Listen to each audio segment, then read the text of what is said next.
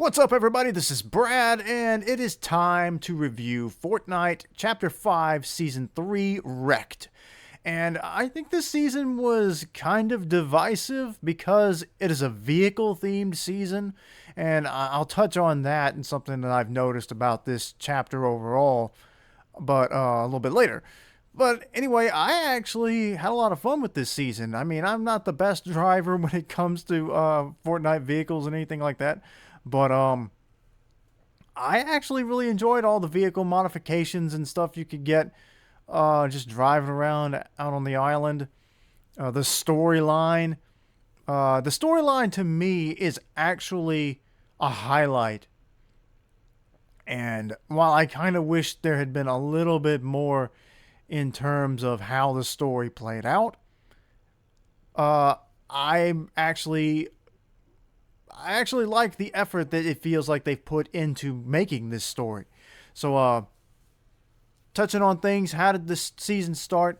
Well, if you remember at the end of the last season, uh, the statue on Mount Olympus started moving and opened up Pandora's box again, which saw something leap out of it, and in the direction that it went, we suddenly saw a gigantic wave of sand start, like, making its way towards the island. A gigantic sandstorm. And in the middle of it, you could see what ended up being a giant shark ship, which crash landed on the island, out of fuel, bringing to the island Megalo Don.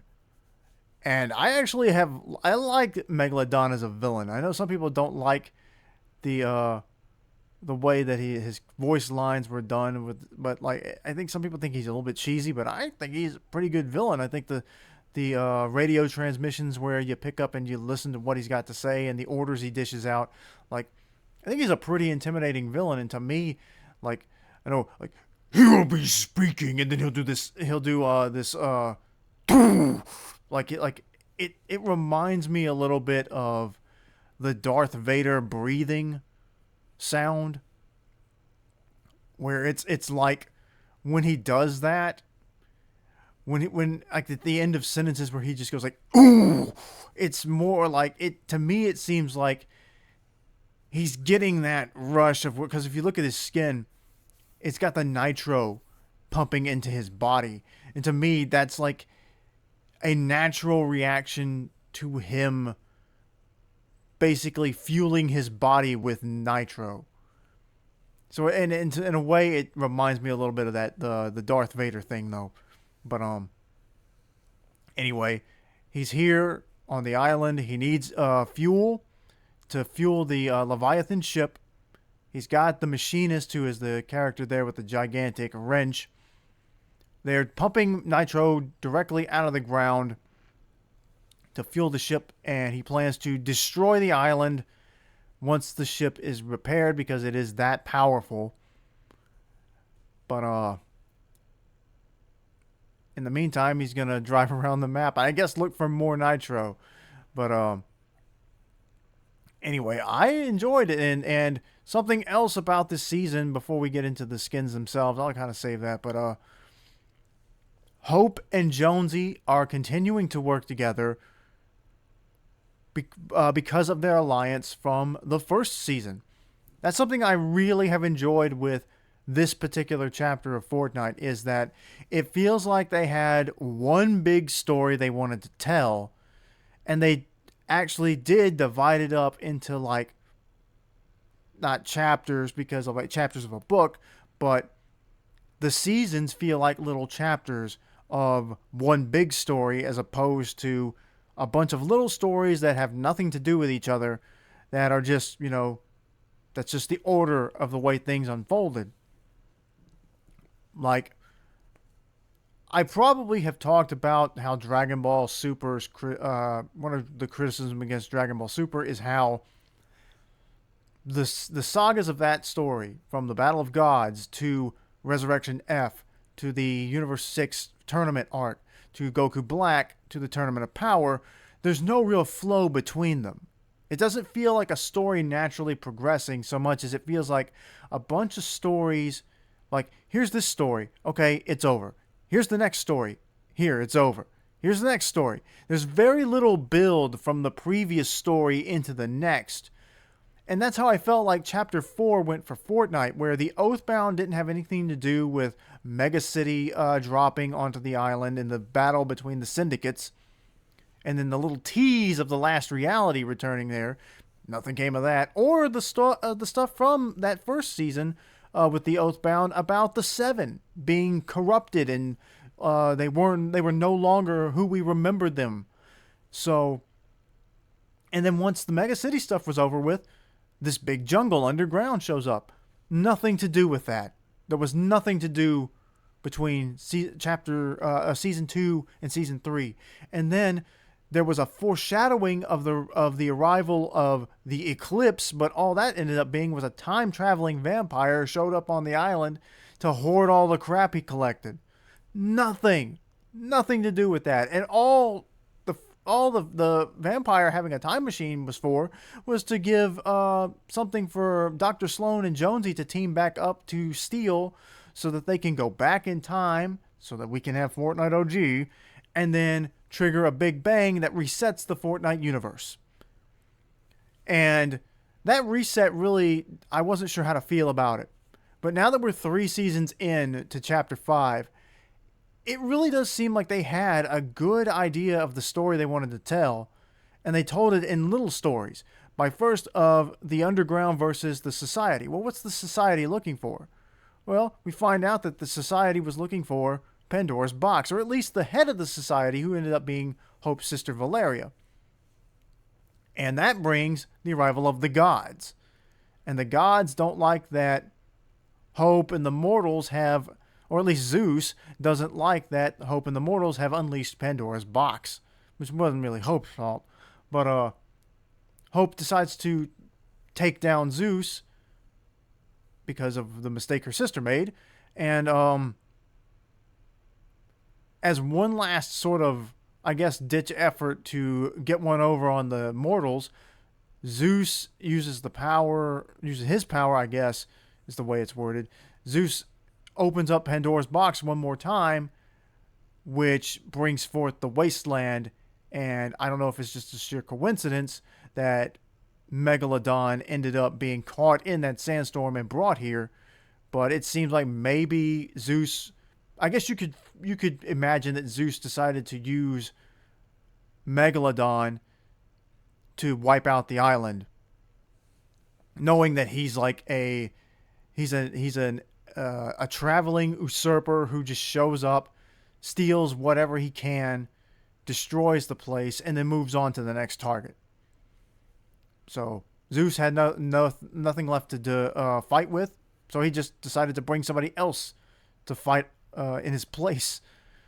And throughout the season, we've been told about the Wanderer. Who is the Wanderer? What is the Wanderer doing? You could see the Wanderer would be visible on different places of the map, but you couldn't shoot him. There were ways you can get around that to kill him and get whatever little, like, very weak weapon that the character just happened to be carrying in the code, but you weren't supposed to be able to actually touch him. If you got too close, then you wouldn't be able to see him.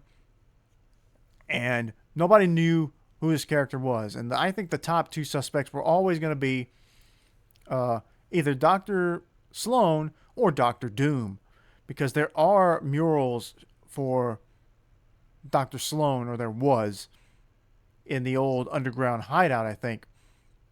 But we had a mini event, which I'm glad they actually put a countdown timer in, so let people know when it was going to happen.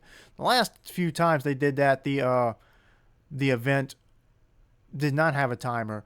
The Titan Hand had a health bar, and once the health bar was depleted, that's when the event triggered. So you just had to be there at the time that people were doing that. There was no way to predict how soon that would be. And then the attack from the Olympus statue onto the Pandora's box, that was like 3 separate events that happened. 3 different lightning strikes struck it before it did finally open, and there was no way to tell when that was going to happen either.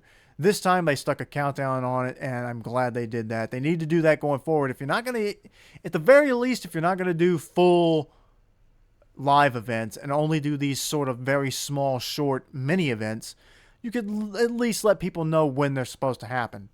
But I missed it live. I thought it was going to happen later in the day because I didn't properly check the time it was supposed to happen.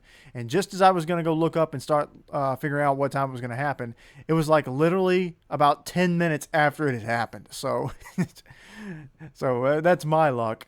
But anyway, when the event happened, the storyline the whole season was that the machinist was fueling nitro to the Leviathan. She was finally done.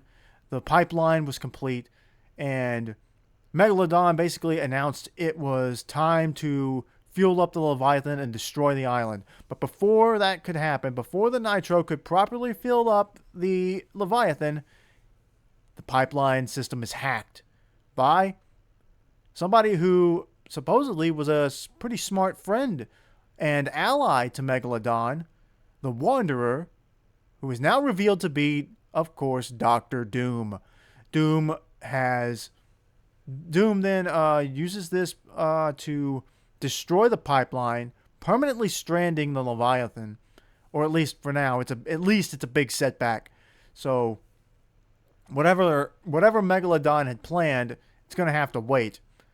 And part of the rig has exploded. And what was underneath the rig fueling the nitro, or what appears to be one of the main sources of the nitro? Pandora's box. Now, Jonesy and Hope and their newest ally, the Seer, who was helping us defeat Zeus, had Hope collect jewels from Pandora's box, I guess as a means to try to fight back against it.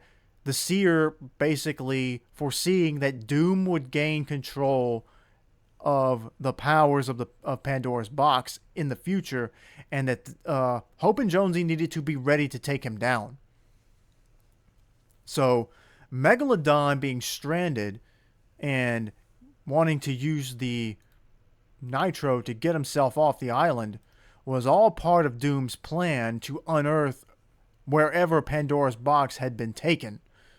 It was over by the old reels right there along the edge of the underworld. It somehow made its way into the wasteland, but after the lightning bolt struck it, it disappeared. So it's back on the island as of right now, half buried, surrounded by, I guess, either lava, I think it's lava, or just pure nitro. But this was the plan all along for Dr. Doom, was to find Pandora's box and help Megalodon, or maybe help Megalodon find it, because he wanted the Pandora gems too. But now we know why the Wanderer was helping him. It's because Megalodon was just a useful idiot for Doom. Because Doom is a super genius. All he's got to do is just tell Megalodon, hey, I'll help you out. I'll help you get your boat unstuck. And Megalodon's like, good. Like, yeah. Thank you for helping me. And he probably told him, like, yeah, I'll help you kill Jones and Hope. But I kind of wish we had gotten a little bit more backstory on him, though. But anyway, as this season is set to end, we will see Doom, I guess, absorb all the powers of the box and make himself basically this new super god who will seek to control the island. And will bring forth a whole bunch of new Marvels. This is leading us into the second Marvel season. And I'm really excited. I really liked the first Marvel season back in 2020. One of my favorite seasons so far. And from the trailer we've seen that I reacted to from the D23 Disney event, it looks like they've gone even further with the special abilities and the weapons. And there's going to be a lot of crossover skins, a lot of blend skins. But I don't want to talk about that. Not until the Battle Pass review. That's coming later this week, of course. But let's talk about this Battle Pass now. I don't know anything about Fallout. We'll start left and go to right. I don't know anything about Fallout, so I can't really say anything about the power armor there. Other than it's pretty bulky, but it looks pretty cool. That's about all I got on that. Rust with the Metallica shirt. That's another aspect of the season that I didn't really touch on yet. Metallica was a focus in the game and in Fortnite Festival. I enjoyed that little mythic weapon that came that was mostly a mobility item, but it did let you attack when you landed, so it was cool. But Metallica music blaring all over the place on this in this season, and they used Fuel in the original trailer. I mean, I like Metallica music. I even like the stuff that people say is bad for Metallica, even though I do think that their more thrash stuff is it sounds better. Like I like Enter Sandman, but every song on Hardwired is better, you know. Every song on the Hardwired album, I think that was the name of the album, whatever. The one with Hardwired and Moth into Flame and Spit Out the Bone. Whatever that album was called, that was a better album overall than even Enter Sandman, but whatever. A lot of Metallica music, a lot of different rock music in this, but Rust was a cool skin. Nice to have a Metallica skin with Metallica on it. Metallica shirt. God, I can't get my thoughts out. Next up, God, what was her name? Now I'm kicking myself because I don't have the names of the skins pulled up. But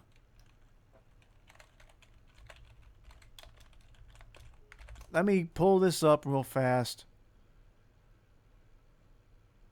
Ringmaster Scar. She was the boss at the arena in the middle of the map. And I didn't like her masked variants, but she's got some pretty cool alt styles. I like the mohawk she's got, the pink and the blue. It's a pretty good looking skin. There's one that looks like she's got some makeup on her face. It looks kind of like modern day JoJo Siwa. But I like the skin. The Machinist, I love the color scheme for the Machinist. Really good. She got the big wrench that reminds me of Jules. And she really didn't do. She and Megalo Don were like roaming bosses on the map that would be in a little car, and they would have a weaponized battle bus following them that you could hijack and control. It's been a while since the battle bus was drivable and usable in the game.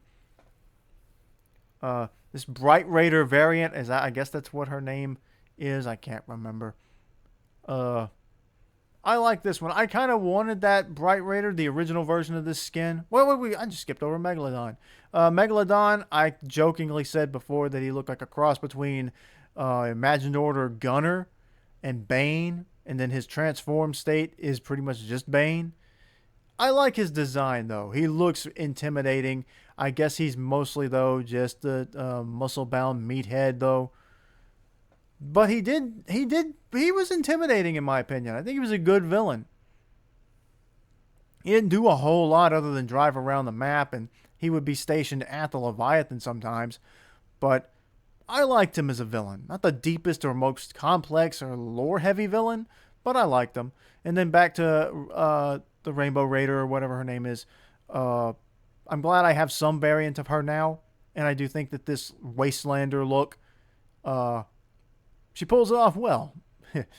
Then we got Magneto, who is actually here for storyline reasons, which I'm glad to see. I'm glad when the crossover skins have some storyline purpose for being there, and he seems to be, the way I understand it is, it seems that Magneto is aware that Doctor Doom, or that something shady is happening, and he's trying to make moves to prepare for it. potentially for his own selfish reasons, but also because he sees like a threat coming. Like Magneto is generally, I think, thought of as not really a villain or not really a good guy, as he acts in his own interest, but not really is like I want to be the ultimate ruler of the world, or I'm gonna kill everyone. No, he's very strategic, and like his whole thing is he wants to have a safe haven for mutants, where mutants can come and be safe and live in peace without the suffering the prejudices of the humans.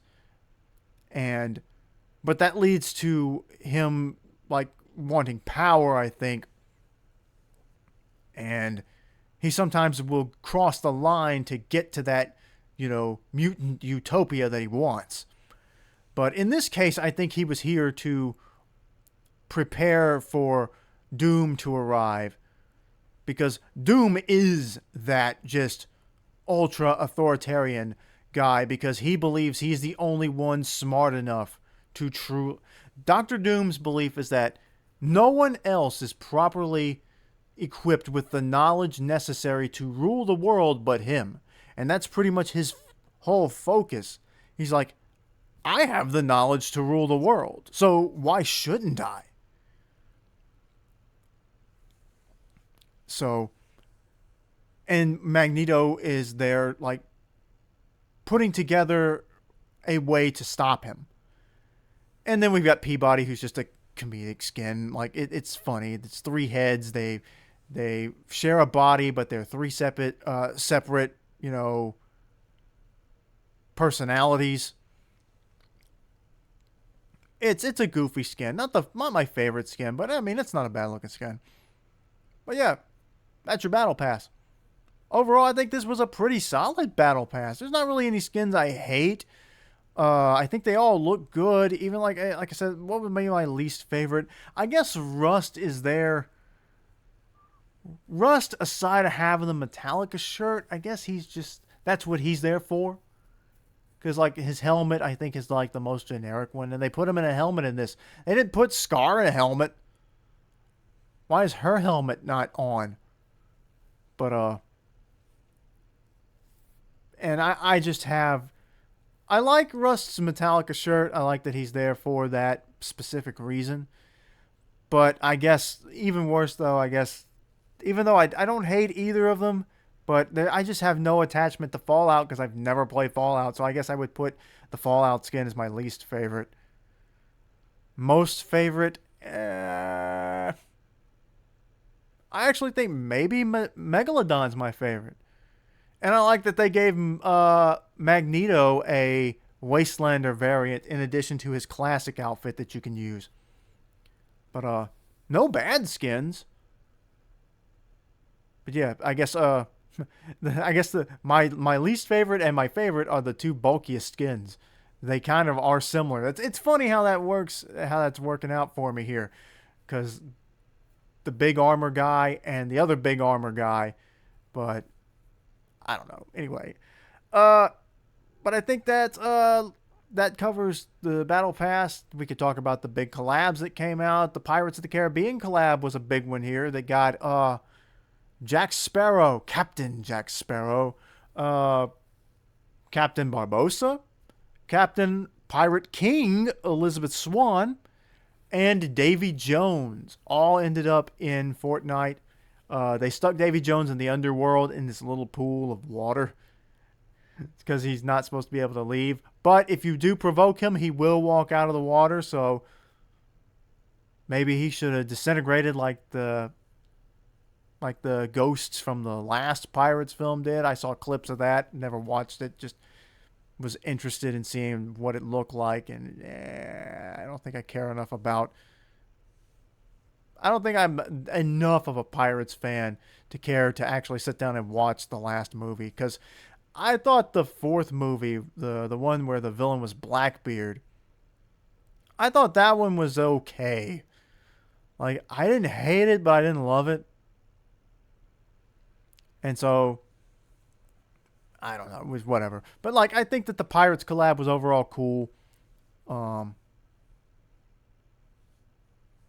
and then the stuff with Magneto and Weapon X and the hinting the arrival of the X-Men or more of the X-Men. Some of them are already in the game, but to hype up the Marvel season, I liked it. And then of course, right here at the end of the season, we get, you know, probably not gonna put them in the image, but finally got Future Trunks. I thought Future Trunks was gonna end up and be a Battle Pass skin in this season because last season, a leaker said that Future Trunks was coming to the game, but then data miners found Android 17 and 18 in the files, but did not find Trunks. But when 17 and 18 did drop in the shop, they dropped with Trunks. So there you go, 3 new Dragon Ball skins. Though I feel like they're underwhelming in a way. The skins themselves look great, but I keep wanting more Dragon Ball emotes. Like there's so many emotes they could do, and I don't know. And like there's no edit style for the skins. You have for 17, 18, and Trunks, it's just in their debut appearances. Nothing later. No big jacket for 17 where he's wearing over his usual outfit at the end of the Boo saga for the big Spirit Bomb collection. None of 18's alternate outfits. It's definitely nothing for Super, especially even for Trunks. It's just Trunks in his blue Capsule Corp jacket, which is great. I love that look for him, but no long hair variant, no Saiyan armor variant. No DB Super Trunks. They could have really like made Trunks a lot customizable. Like, I know it's not canon at all, but Future Trunks with the sleeves torn off of his jacket with the long hair from the BoJack movie is a really cool design. I don't think it like it maybe it's a bad design for, I don't know what it is. Like it doesn't do for Trunks what I think it's supposed to do, but I've always really liked that variant of him, and that's the only time you see Trunks with the jacket, with the sleeveless jacket. That's the only time he's wearing a sleeveless version of the jacket. Any other time you see Trunks wearing his usual attire with the long hair, he's not wearing the jacket, or the jacket either is intact like it is in the first Broly movie, or once he transforms into Super Saiyan, the jacket just is gone. It disintegrates from his powering up, so he's not wearing it at all. But anyway, I think that covers the season. I kind of rambled a little bit talking about Dragon Ball skins, but yeah, overall fun city, fun season. And before we go, I want to mention that because I talked about it a little bit earlier. This season was vehicle themed. You want to know what other season was vehicle themed? The season that vehicles became drivable. Chapter 2, Season 3. There's been a lot of references, a lot of throwbacks to Chapter 2 this chapter, because Midas returned in the last chapter. This chapter, in the last season, Midas returned, Shadow returned, and then they just up and left. Who knows where they went? Hopefully they're not gone forever. This season, a vehicle-themed season, whereas half of Chapter 2, Season 3, after the flood waters receded from the early part of that season, cars were able to, you could drive the cars. And that was a big change for Fortnite. So we go from a season where they introduce cars from Chapter 2, Season 3, to an entire season where the cars can be upgraded and you can add weapons to them, and the fuel system is improved and you can travel much faster in them. So an entire season themed around fighting cars for Chapter 5, Season 3. And now, as we go into Chapter 5, Season 4, it's a big Marvel season, just like Chapter 2, Season 4 was. And we already know from the leaked Epic timeline that after this next a absolute doom season at the end of the year, we're getting a second wave of Fortnite OG, which takes us back to Chapter 2. So I think this season was made with that in mind. And a lot of these themes are taken and basically upgraded versions of those old Chapter 2 themes so that they can lead us back into the Chapter 2 island for the second phase of Fortnite OG. So I'm excited, man. I was really worried after the Big Bang and after it truly set in that Donald Mustard was gone, and after how I just did not care that much for Chapter 4 once it was all said and done, and I thought that they had just abandoned the storytelling. This chapter has won me back, and I'm very excited to see what the Marvel season has and how we will defeat Doctor Doom and how all of this will tie into getting us back to the Chapter 2 island. But anyway, I've talked long enough. Hope you enjoyed it. Let me know what you guys think about Chapter 5, Season 3. What did you guys think about the Wrecked season? Did you like it? Did you hate it? Let me know in the comments. Like and subscribe. Check out my other videos if you would. And I do hope you will tune in once the new season starts. We'll react to the Battle Pass. I've got a few more videos that I need to, for gameplay that I need to record for this season before it's over with. But anyway, look forward to those as well. And you can support the channel by either becoming a member of the channel or donate to my Ko-fi page if you want to. Anyway, that's all I got for you guys. Absolute doom this week. We'll see you there.